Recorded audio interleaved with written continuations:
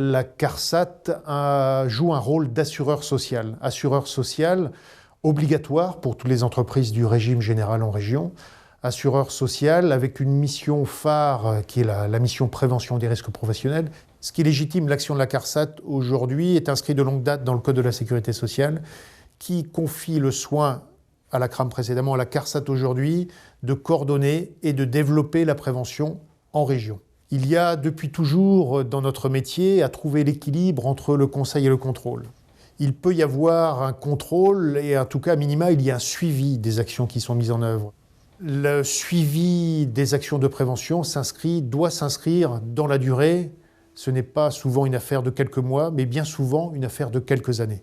Nos actions de prévention sont aujourd'hui très concrètement en équilibre entre cette action directe en entreprise, agir, entre également une volonté de capitaliser les bonnes pratiques de prévention en entreprise et à retraduire ceci, par exemple, dans la production de brochures, à la fois en région et encore plus en liaison étroite et directe avec l'INRS et avec les autres régions.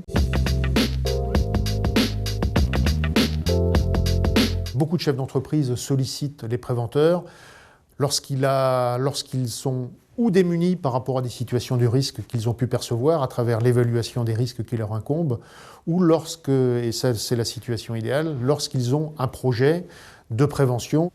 Nous avons connaissance des risques dans un certain nombre de métiers, et donc nous sommes en mesure, là aussi, de l'aiguiller, à la fois sur le plan méthodologique, mais aussi, et bien souvent, sur le plan des techniques mises en œuvre. Dans nos actions au quotidien en entreprise, nous avons un certain nombre d'outils, des outils qu'on appelle l'incitation financière.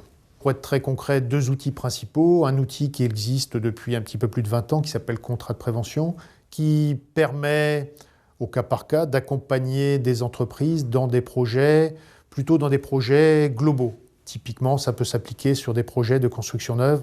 Un autre outil qui est plus récent s'appelle les aides financières simplifiées, qui a été souhaité par les partenaires sociaux pour justement essayer peut-être de dégager des aides d'une façon un petit peu plus simplifiée, à plus grande échelle, pour essayer de déployer un petit peu plus les choses en masse. La prévention et plus globalement les questions de risques professionnels, de santé au travail ont considérablement évolué sur les 30-40 dernières années. L'action de prévention était très concentrée sur la prévention des accidents du travail. L'arrivée des TMS dans les maladies professionnelles il y a une vingtaine d'années, à travers l'ouverture du tableau des maladies professionnelles, numéro 57 en particulier, a considérablement changé l'action de prévention au quotidien et en tout cas l'équilibre dans notre mission de prévention entre la prévention des accidents du travail et la prévention des maladies professionnelles. Et nous voyons bien dans notre mission de prévention que les chefs d'entreprise, les entreprises au sens large, sont de plus en plus attentives au sujet, aux questions de prévention, aux questions de santé au travail. Beaucoup réalisent aujourd'hui qu'investir dans la prévention, investir sur les questions de santé au travail, c'est finalement investir sur la bonne santé économique de l'entreprise.